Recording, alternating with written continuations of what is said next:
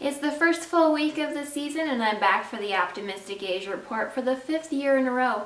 It's surprising that YouTube hasn't banned me yet for the terrible puns, but honestly I'm not trying to stop.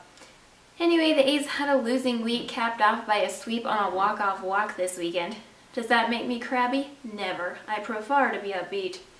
The A's began the week with a 3-1 series win over the defending world champion Red Sox. Of course, I didn't watch them win the World Series because I was still in mourning over the A's wildcard game loss until about February.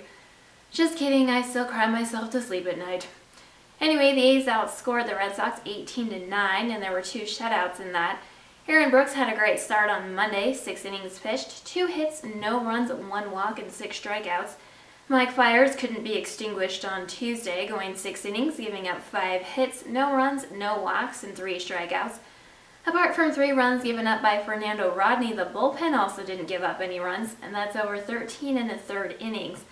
Offensively, Piscotty was 6 for 15 with 2 runs scored, 5 runs batted in, and a home run. Meanwhile, Chad Pinder was 3 for 8 with a run scored, 3 runs batted in, and a home run. The Red Sox may have won the World Series, but the A's won this early April series, so I think we know who's more important.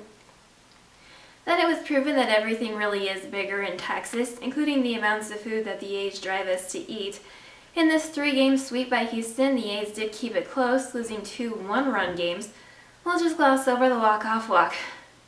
There wasn't really too much to highlight with the pitching in this series, so let's move on to the bats. Ramon Laureano was 6 for 12 with 2 runs scored and 2 runs batted in. Chad Pinder was 3 for 9 with a run scored, 3 runs batted in, and a home run. Yeah, that's about it. So who was hot this week? Chad Pinder, and not just because he's my favorite player, only mostly because he's my favorite player. He went 6 for 17 with 2 runs scored, 6 runs batted in, and 2 home runs. This week in A's baseball and a meme.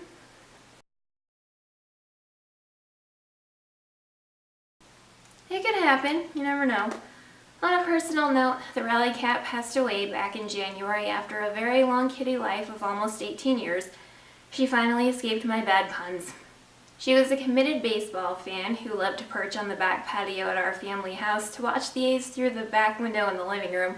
She wanted to be outside, but not enough to avoid watching baseball. She still needed that. After my mom died and the old kitty came to live with me, she regularly slept through all of the A's games faithfully next to me on the couch, even if sometimes it got too much for her and she had to nap in the other room. She'll be sending her rally juju from the clouds this season with my mom, so all I can say to the opposition is watch out. You're going to be facing some tabbies in the outfield.